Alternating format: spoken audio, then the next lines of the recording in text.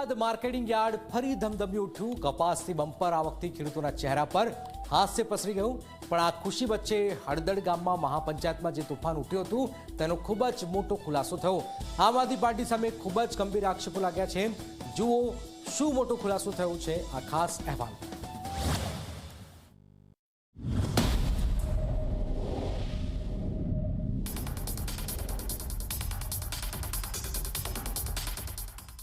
Botad marketing યાર્ડમાં કપાસની આવકે record તોડી દીધો।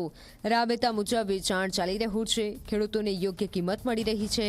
પણ આ બમ્પર મોસમ વચ્ચે થોડા દિવસ પહેલા હળદળ ગામમાં આપે આયોજિત કિસાન મહાપંચાયતે રાજ્યને હલાવી દીધું હતું। એ આમ તો ખેડૂતનું સંમેલન હતું, પણ જોતા બધું પબ્લિક જોતા એવું લાગ્યું કે આમ આદમી પાર્ટીનું હોય એમ। પછી ત્યાં તોફાન ને એવું ચાલુ થઈ ગયું। પોલીસ વાળાએ ઘણું શાંત પાડવાનું કોશિશ કરી, પણ પબ્લિકે વધારે પડતું આક્રોશમાં આવી એમની ઉપર પથ્થરમારો ને એવું કર્યું। પછી ત્યાંથી બધાને ત્યાં જે લોકો હાજરમાં હતા એ લોકોને ડિટેન કરીને લઈને આવ્યા।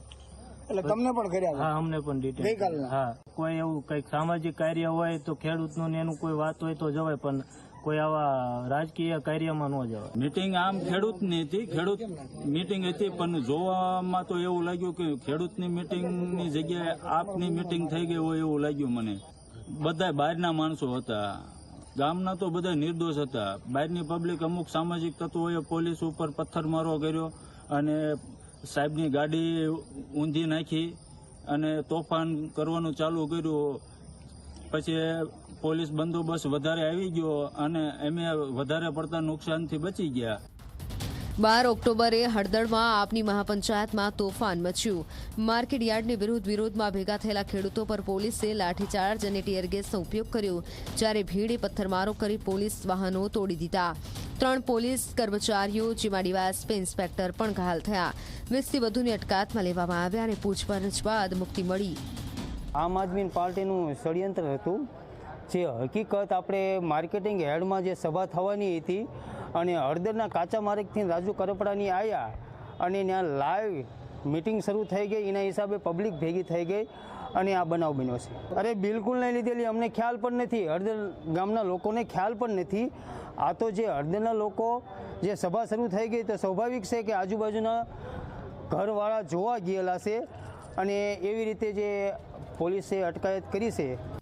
આપ કહે છે કે માર્કેટ યાર્ડમાં ભ્રષ્ટાચાર વિરુદ્ધ શાંતિપૂર્ણ વિરોધ હતો, પણ પોલીસે હુમલો કર્યો।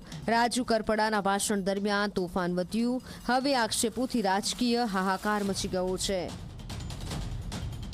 જે ઉશ્કેરણજનક ભાષણ ચાલતું હતું એના હિસાબે રાજુભાઈ કરપડાના માણસો અથવા એની સાથે જે લોકો આવ્યા હોય એના દ્વારા પોલીસ તંત્ર ઉપર પહેલાં પથ્થરમારો થયો અને પોલીસ લોકોએ આવીને શાંત પાડવાની કોશિશ કરી છે। બમ્પર કપાસ વચ્ચે તોડફોડની આ ઘટનાથી ગુજરાતમાં હાહાકાર મચ્યો હતો। આપ સામે ષડયંત્રના આક્ષેપો કેટલા સાચા? શું આપે જાણી જોઈને ખેડૂતોને ઉશ્કેર્યા હતા? આ સવાલનો જવાબ તો તપાસ બાદ જ મળી શકે। પરંતુ સરપંચ પતિના આક્ષેપથી તો ફરી એકવાર આમ આદમી પાર્ટીની કાર્યપદ્ધતિ સામે સવાલ ઉઠ્યા છે।